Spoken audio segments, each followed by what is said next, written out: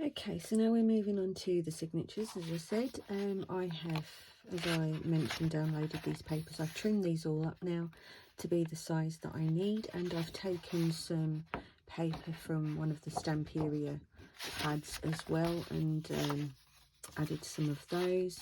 I've added some just craft paper, and in one of them, I'm not going to be able to find which one it is now, you watch. I think it's this one actually. Yeah, I've just added like a brown manila envelope kind of thing. So there's all different types of things in there. At this point, make sure your pages are all the right way up. Make sure that you have the facing pages, the ones that you want to. So obviously just arrange them however you want them to be, so that when they're joined together, you're fine, you're happy with how they're joining together. Because the next stage is the one I mentioned earlier on about scoring down the edges of the pages and then joining them together. So the one thing that I will say is that for that stage, make sure that you've got some really good glue. If your glue stick has a tendency to let things come loose, don't use it for this, because it will be a nightmare. You'll constantly have the seams popping open. So get yourself some liquid glue if that's the case, like the one I mentioned earlier on. That's kind of a liquid, but a gel liquid, so it really sticks well. But just, you don't go mad. I'll show you when we come to gluing it that you don't need a hell of a lot of glue.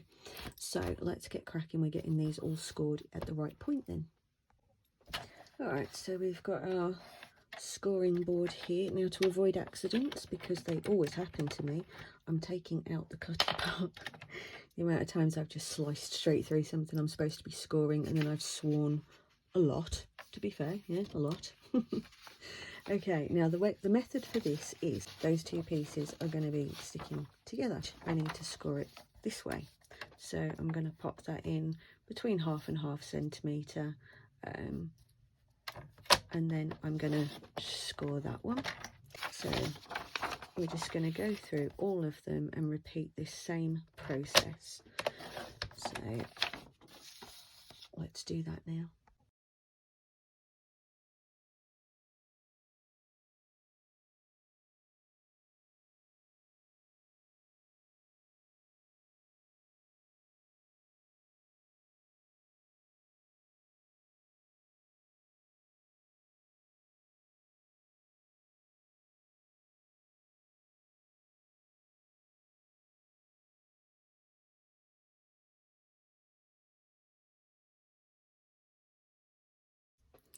Do bear in mind, if you're using paper as well as card or just paper, don't go crazy with the pressure on the scoring. You just need it to be enough that you can fold it, but you don't want to risk tearing into it, which some of the scoring tools will do, and then it will completely bugger the seam up for you. Okay, so that's those done, that part. Now the next part is, I would say, if you are going to clip any of your corners, if you're going to border punch, if you're going to ink around the edges, do it now. It's so much easier doing it when they're loose pages like this than when you put them into your cover, because then you're trying to get into these little corners, you know, to ink things and things like that, and it's just a complete pain in the backside. So yeah, we're going to do that first. So for these, I am just going to clip off the corners, and I will be aging around the edges.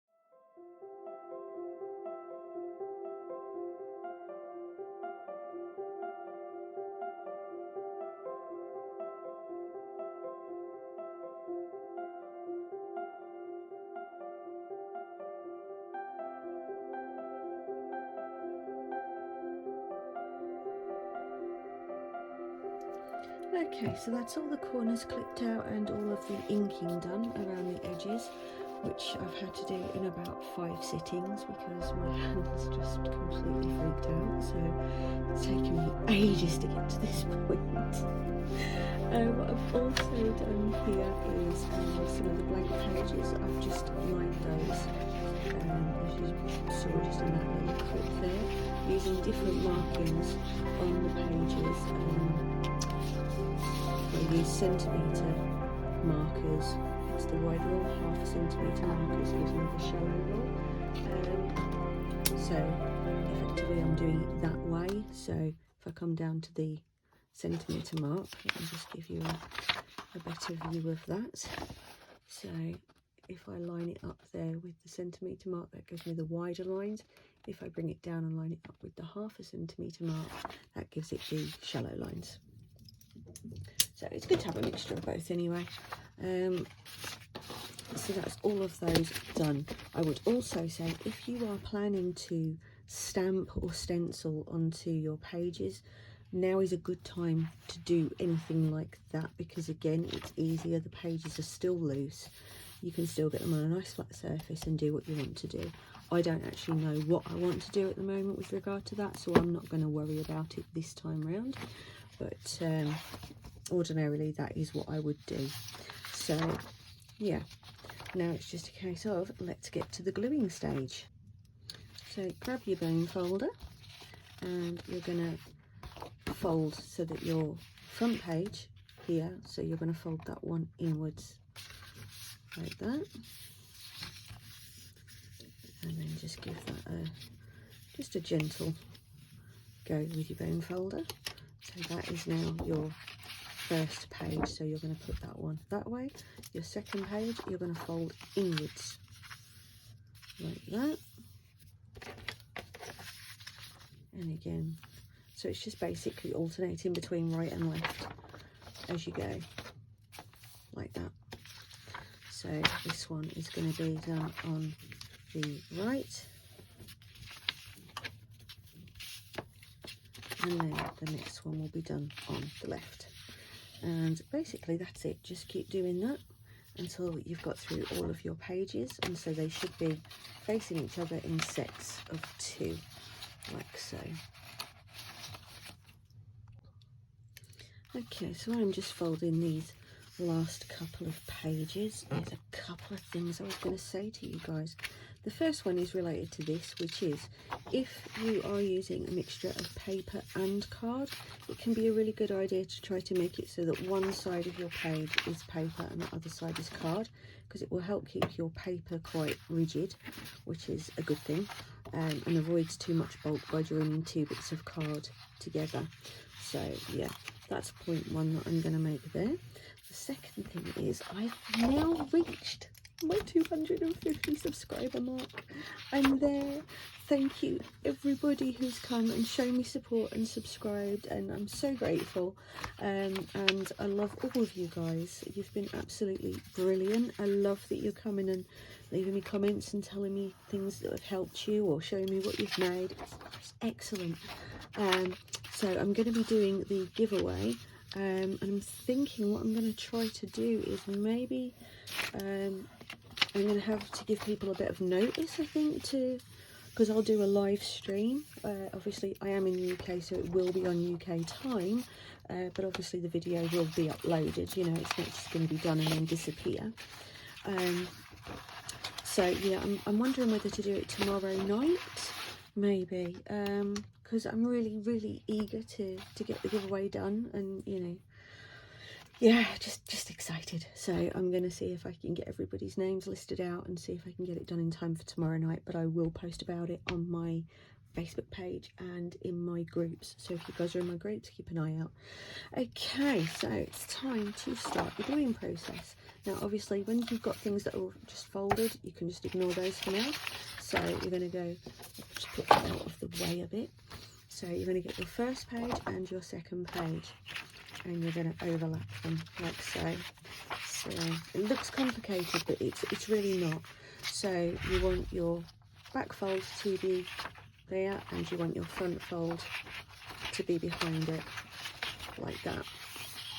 Okay, so you can show it so much better when it's actually glued.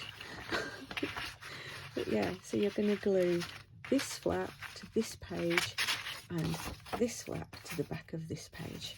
Okay, is it making sense? God, I hope so. It always seems to be so much more complicated than it actually is. It's really, really not. Maybe I just like to make things overly complicated. Okay, so I'm going to get my Yoo-hoo glue on the go here, and I'm just going to spiral it down. Oh, and completely miss and go onto the cutting mat. Now, what I will say is you don't want to use a huge amount of glue, but you do need enough to make sure that it's going to stick nicely. And you can use a brush and, you know, sort of go down there, but you've got a built-in tool for this. Just use this and just give that a nice little spread around so you don't get any bulky amounts of glue.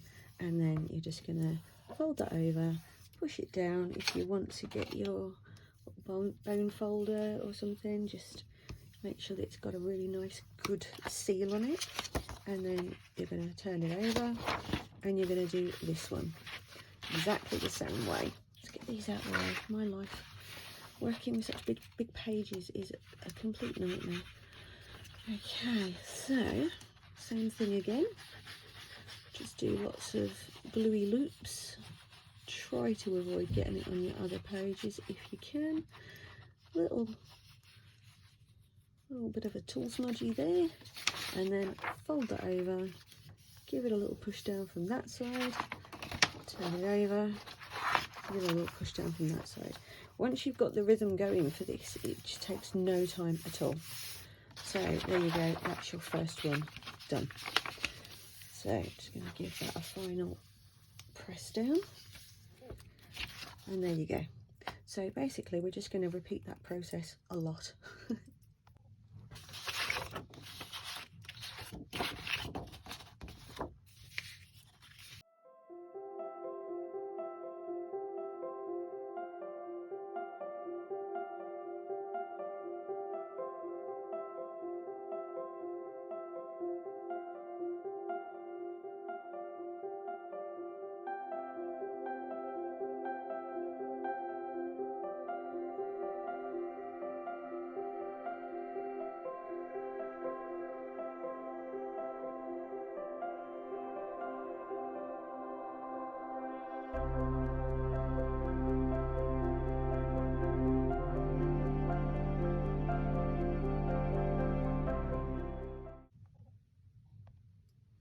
Alright, so that's the first set done. Now, if you've got to this stage and you've gone, oh, I've got an odd number of pages, what now?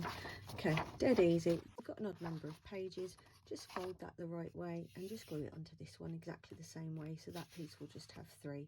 It's fine, it will stay put. So that's how you can get past that little problem. Now, the temptation is very real to just start sewing these like a mad thing and just all excited. Don't. Make sure that they are completely dry before you start messing with the next piece. You want them to be really, really well bonded. If you don't, then you risk them shifting and generally just being a pain in the butt. So just lay them out ready. Once you've done each section, just make sure there's no glue obviously sticking the pages together or anything like that, and then you're good to go. So then you just leave those ones as they are, move on to your next section. By the time you've done your last section, if you've got 3 signatures like me, that glue is completely dry and you can move on. So in the meantime, you just go on and do the rest of them. Alright then, so now we should have 3 signatures, or however many signatures you have done, that are now all nicely glued and all nicely dried, like so. I'm being ever so good today. I'm embracing the fact that there are imperfections in the alignments of my pages, and I'm going, you know what, it's fine.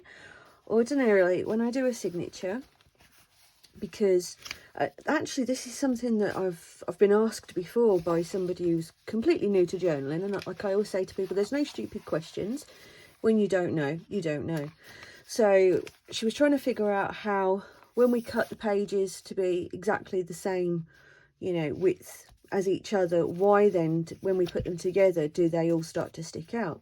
Because you know, you've got that bulk coming up, so it pushes it forward just a fraction of a millimeter, you know, to start with, and then obviously it builds up and they start to poke out. But when you've got such dense joins as we've got here, it's going to make it even worse, you know, and they are really sticking out quite a bit. Now ordinarily I would have to go back now, trim those down, ink them again, you know, and then go, okay, now I'm happy. But I'm being good, I'm leaving them. You guys can hold me to that. If you see it and I've trimmed it down, then you can all just like boycott me or something until I see the error of my ways. This is junk journaling. Well, I suppose this is kind of a mixture between junk journaling and art journaling, I suppose. But there we go. So now we get the fun part of sewing them in to our cover. And that part is very easy as well, and I'll show you why. Now, remember when we did these, we made the template that had all of our holes marked out? Well, I accidentally tore mine, so I've had to put some tape on. So the thing now is to basically figure out which way round you want the top of them to be. If you were a bit imprecise, you can just put it over and go, oh, okay, yeah, that was probably that way round then, you know, and yeah, they fit better that way, or, you know, whatever. Until you can see which one is which. But on mine, I'm pretty sure it was this way. Yeah, it was. So yeah, you just want to know which way is your top. And that's only relevant for when you're marking these. So just write yourself a little, just put a little arrow on the top, just so you know. Oh, I just smacked my light. So now what you're going to do is, you're going to open out your signature. You're going to clip the sides, which, oh, my little thing got stuck. I have this little tray system where I can just slide things in and out of the rail above my craft desk, but sometimes they can be a bit stiff to get out. Okay, so we're going to make sure that they're all as nicely snug as we can get them. We're going to get a clip and we're going to pop them onto the pages like so. Then we're going to get our template and our pencil, and we're going to say, okay, oh, I need to make sure that that bit's on there as well, because that bit's going to be relevant. Okay, so we get that about, mind you, I can put that bin after, it doesn't really matter so much. I'm just going to move those over slightly, they're a little bit in my way where they are. As long as they're holding the pages steady, that's fine. Okay, so you're going to line up your template so that you've got sort of equal amount top and bottom of overhang. You know, obviously it doesn't have to be stupidly precise, but you know, you've got to be within the realms of. And then you can see through your holes to see where your seam is, so that you know that that's the point that you need to mark, because your center line coming down will match up with your crease underneath. So I know that that is hole number 1. The one thing that's not going to work well for me here though is the fact that I had to put the masking tape on, so I'm just going to have to punch a hole through that. And then there we go. See, resourceful, always resourceful. That's what, yeah, use your pencil for any means necessary. Just slip that out slightly, but that's fine. I can realign it like that, no problem. So now you should have your marks coming down your spine like so. If you can just see, just got the little marks in place all the way up the spine. Fantastic. Do that for your remaining signatures. Now, if like me you have shorter pieces that you want to put on, if you're putting them in the middle, you can basically just do the same thing and just, you know, make sure that you've got about the same kind of size there, and just mark down there, and you can just put put those ones through at the same time when you sew the others on there. But it just shows you where to punch the holes, and then you can just line them up when you come to sew it, so that's fine. Okay, so let's carry on and do these others. Okay, so with your next signature and your arrow pointing upwards, you're going to line up with your middle row. So we're again just going to make sure that the overhang is about the same. Make sure that we are catching the center point of where the paper meets in the middle, and go ahead and put yourself a little dot just in the middle of those crosshairs, same as before. And then the last one, so that one is obviously going to be your last row. This just makes sure, as I say, that if there are any anomalies in the spacing of your eyelets, it just means that it's not going to cause you problems. You know, they will just line up really well anyway. So have we got that centered on the crease there? Now we have. Okay, so in we go again. Just want to make sure that that one is, oh no, that one is slightly off still. Oh dear. There we go. Sometimes it can be really hard to see that crease. There we go. That's got it. You can feel it when you've got it right, which is why I wanted to check. Okay, so let's just, oh, she says about getting it right and then realises that that one was wrong as well. Okay, I have a wonky seam apparently, but no, that's fine. Okay, so now you're going to get your awl or pokey tool, you know, whatever, excuse me, whatever sharp implement you will be using to punch your holes through here. Oh, let me just mark that one up as well, actually, because I had forgotten this little fella over here.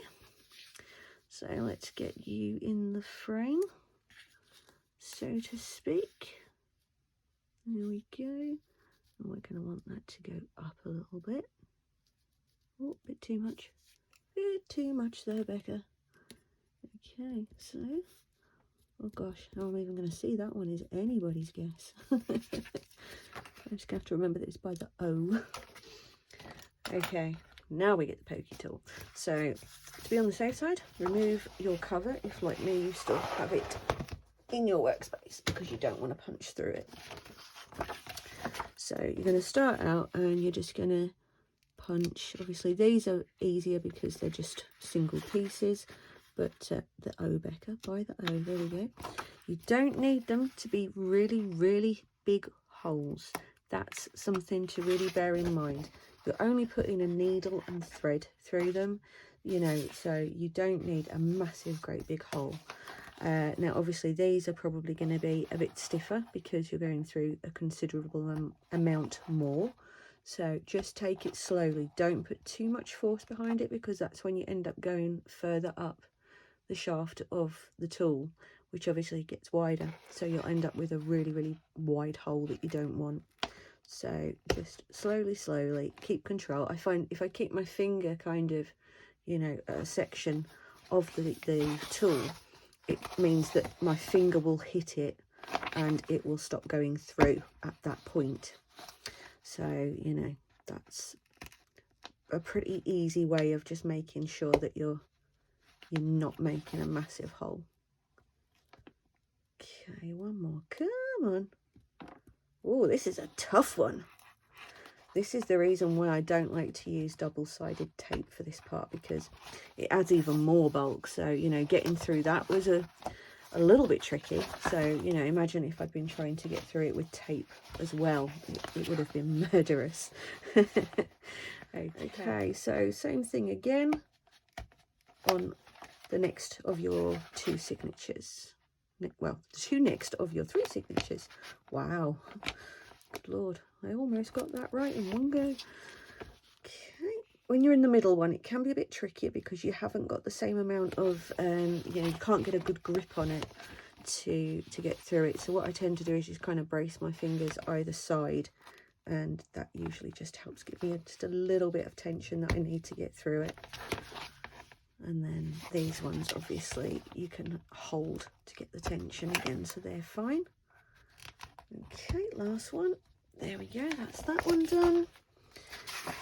Okie dokie, we're getting close now, guys. We are getting close. This beauty is almost ready to rock and roll. I don't know about you guys, but I'm excited. I have been wanting to do a steampunk journal for, oh god, so long, because I absolutely adore the aesthetic of steampunk, and I've got lots of friends who are really, you know, really into it kind of thing, and you know, they go and do the whole cosplay things, and it's just amazing. And you know, even some who basically live it as their lifestyle, and I've got so much respect for that, because it's expensive to do it properly, you know, and yeah, it's a bit of a commitment, but as I say, I just absolutely love the aesthetic. So and every time I've gone to make one, there's been something else that's either grabbed me, or I've had a commission come through, and obviously they have to take precedent over the things that I might just want to make because I just want to make them. So obviously they take the priority, and these things have to wait, but that's fine. I'm finally getting there, and I am, as I say, all excited. So now you just need your needle and your waxed thread. If you can't find waxed thread, you can use embroidery floss. I do all the time. You can actually get a little cube of wax that you can run the thread through. So you kind of hold the little cube, and you've got your thread, and you just pull it, and it will wax the thread for you. So I tend to sort of do that and then wind it onto a bobbin. So that's fine. Okay, so let's just check that's the third one, not the first one. That's the thing. The beauty of knowing what you've got where is that you know, so you know they're going to line up properly. All right, so I prefer to use tapestry needles because they don't have a ridiculously sharp point on them, so you're not going to end up tearing the paper as you go through, and they've got wonderfully wide eyes on them, so if your eyesight like mine is atrocious these days, these are invaluable for binding signatures. I've decided to take 3 different types of metal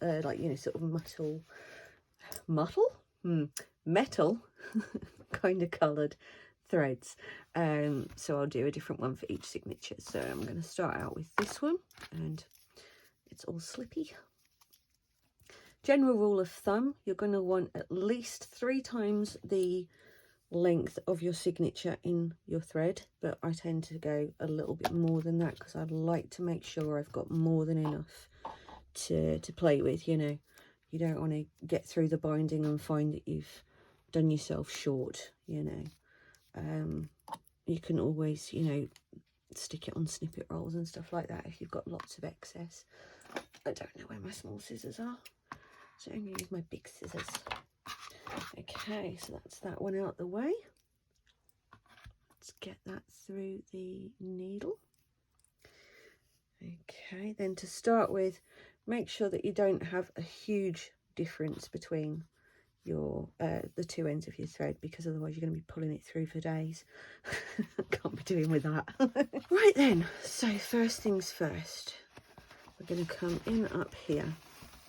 You can work from whatever side you want, but you know, I'm going to be working from this side, and I'm going to clamp that cotton on there to make sure that I have got plenty. In fact, I want a bit more than that still through. That will do better, thank you very much.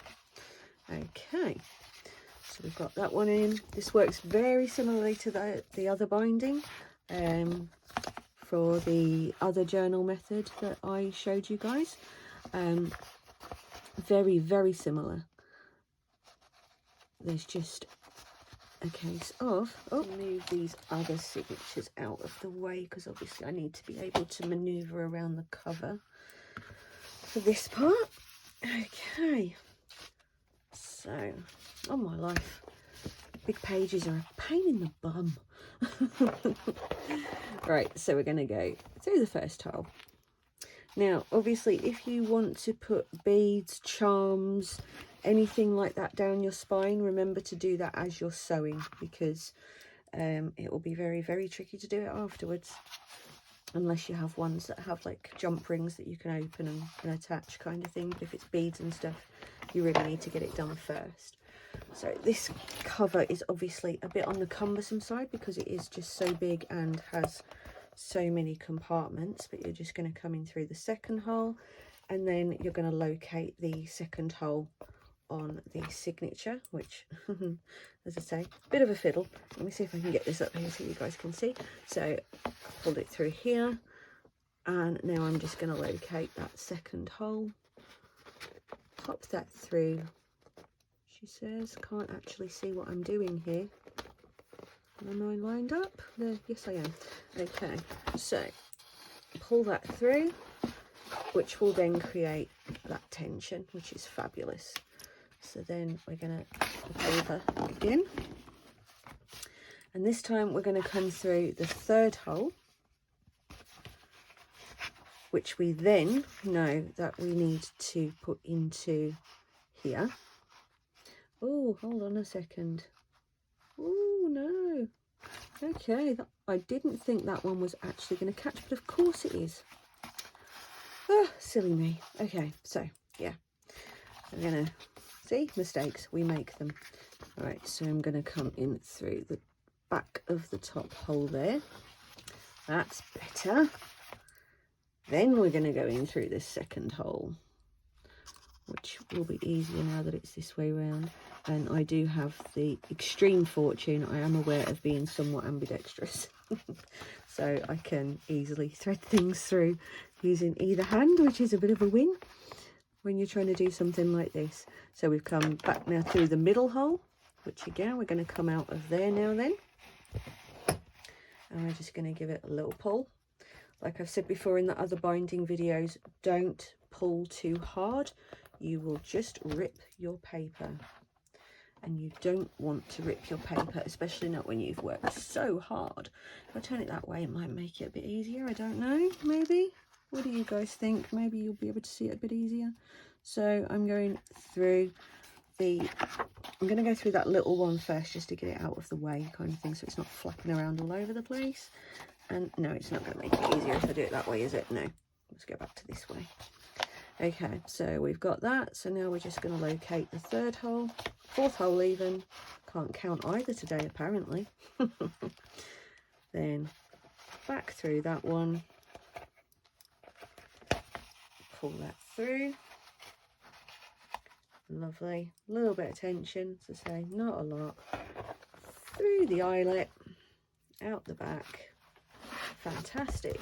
So now you will have that. So now we're going to bring the cotton through that hole again. So let's just turn that around. Okay, let's see where that is. Okay, so we're going to come back through there and back through the signature. Now at this point, I recommend getting that end back one and just making sure that it has got enough tension on it so that your signatures aren't, you know, bagging all over the place. Like I say, you don't want a huge amount, but just enough so that when you do this next stage, they're not just, you know, flapping around in the wind kind of thing. You really don't want that. So just what I do is I just hold that one at the bottom here, just to maintain that tension while I pull that one through. And now my signature's not going to be moving all over the place. So now it's through that one and out the back into your next one. Let's just get that through there and back through. Oh, would you believe it was right through then, and then I moved it and it just kind of disappeared. Let's try that again, shall we? There we go. Okay, so through there. Gotcha. Okay, make sure that you're taking up your tail as you go along. And then for this last one, because now we have all the way up here, you can obviously make your thread twice as long as well if you wanted to, and go over it twice, you know, to make it really, really strong. You can definitely do that if you want to. But what I'm going to do here is I'm just going now through the paper part of the signature. I'm not coming back out through the eyelet, and I will tell you why in a hot second once I can get it back through. There we go. Needed a little hook to the side just to catch it. So I'm feeding that back through just the paper, not out the back, and then I'm going to bring it back through that most tricksy one again, unfortunately.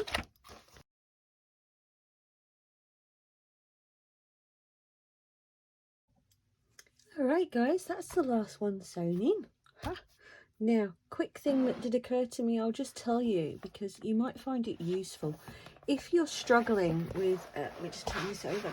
If you're struggling with getting your thread through here and through the signatures, what you might find it easier to do is to hang that part over the edge of your desk so that the spine part is over the edge kind of thing. So you can then unrestricted get through the hole up into your signatures, and you know, just leave the weighted part on the desk and slide the spine over the edge of the desk. I hope that makes sense. That's how I do it, and sometimes it can be a little bit tricky to locate the holes in the paper. So that's how I deal with it when it does that. So yeah, we now have all three signatures in. I don't know if I mentioned it already, but I did mess this one up. I got this one completely wonky. It's about 2-3 millimeters off, so it sits at a jaunty angle, but like I say, I'm embracing it. There was a time I would have scrapped the whole thing and started again, but I'm trying not to be like that anymore. So yeah, so now we're going to go ahead and if you're just having the cover as a standard cover, you can go and put on your book corners if you're going to use them, or if you're going to just move straight into decorating the cover, carry on. I'm going to be putting on the corner pieces, and I'm going to be attaching the latch to here. So yeah, you might want to just go ahead now and start, you know, putting your trims on to cover up your seams. You know, if you're going to be putting panels on them, you know, go ahead and do that now. But I will break out the little box of doom and get myself some book corners. I had to think then, how many do I need? Oh, it's still only got 4 corners, hasn't it, Becca? I'm so smart. Oh dear God, somebody just, you know, euthanize me or something, please. So yeah, I think I'm gonna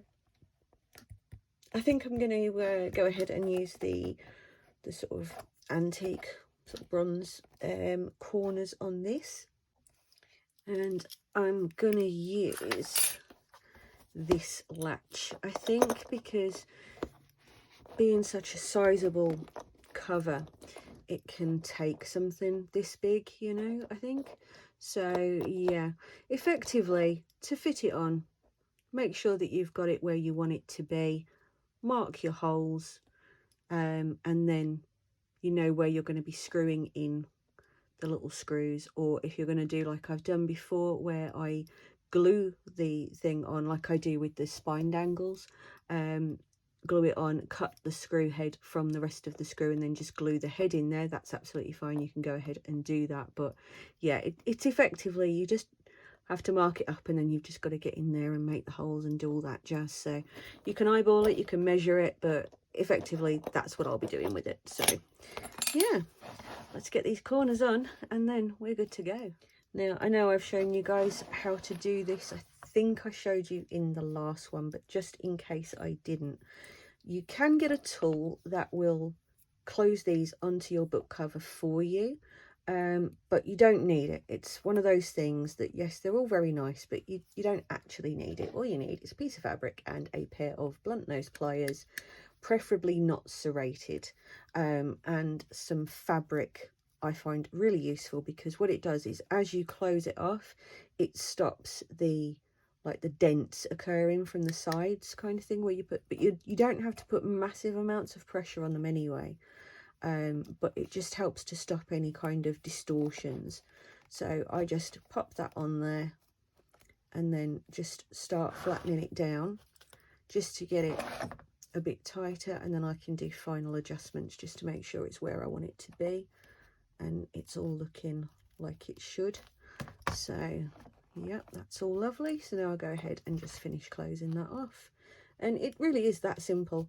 As I say, you really don't need a tool, you know, it takes you a few seconds and there it's done, and it's not misshapen or anything, you know, it's looking absolutely fine. So yeah, I will just go and throw the other ones on in the same fashion, and then finally this cover that's taken me a week or so because of the gaps I've had to leave. It's got to be a week since I started this one, I think. Oh my life, I'm losing track of the days as well, you know. It seems to be a thing. I don't know if it's my age, I don't know if it's just the way that the world is now. I just don't know. I don't know what it is. Is it menopause? Which, you know, well, I know I have that, but you know, is that what does it? Is it, or is it just being old and time seems to go really, really quickly all of a sudden? You know, when you were a kid and like the school holidays lasted for months. That's what it felt like, you know, by the time you'd gone back to school, you'd forgotten who half the people there were unless they lived on the same area that you did. It's like, who are you? Oh yeah. That really seems to be what it was like then. But, you know, I think we do probably look back with a slight distortion, don't we? But that's how it feels anyway. It feels like that's what happened. But these days, it's like you blink and there's another month completely gone. Right, so last one's on. As I say, you don't need pressure for this, for which I am eternally grateful for, because I don't do very well with things like that anyway these days. So that's why I have a husband. Anything that needs any kind of pressure doing, it's like, Sean, can you do this for me? And thankfully, most of the time, he'll say, yeah, no problem. And he'll do it. He's a good one. Okay. There, done. That's all of them on. How nice is that looking, guys? You know, if you've got this far and you've managed it without crying, throwing things, swearing as much as I do when the camera's off, then you should congratulate yourselves, because look, you did it. I hope that you did actually stick with me and do the sort of the box fold, but I understand, you know, for beginners it might be a little bit intimidating, but I wanted to show that, you know, it's no more difficult than making it as just a normal standard covered journal. You know, those little extra bits go on in exactly the same way, and the measurement part, as you saw, was ridiculously easy as well to figure out how to compensate and make it so that it sat nicely as a box. So yeah, there you go, guys. That is the end of number 2. So we've now covered how to do basic book covering and how to do a hidden spine binding. We've now covered how to do a more interesting cover and to do external binding, which, as I say, you can either decorate as you go or decorate later, but you know, so yeah, I think we've covered a couple of good things here. If there's a different kind of binding that you guys would like to see, maybe Coptic binding or something like that. Is it Dutch binding? You know, I have tried them all. I can show you how I've done them all. That's not a problem, but I don't really want to, you know, spend ages binding new books, and nobody really wants to know how to do that. So leave me a comment and just say, Becca, can you please show me how to do this? And if I know how to do it, yes, I can, and yes, I will. So just ask, guys. I'm always happy to take requests for tutorials. You know, I love doing them, so you know, you're not putting me out at all. But yeah, I really do genuinely hope that you've learned some cool things from the last 4 of these videos. And leave me a comment, let me know how you got on. As always, love to see what you've made. Feel free to tag me in anything on the social medias, you know, I'd absolutely love it. Let me know what you've done, and I will come and give it love and tell my friends. I actually have some friends. I know, it's a miracle. But yeah, I'll see you back for more of the Cricut for junk journaling tutorials in the coming week. I've got a few more of those planned, and I'll be doing my 250 subscriber giveaway live video as well this week. So there's lots happening, so stick with me, and I'll see you soon, guys. Happy crafting.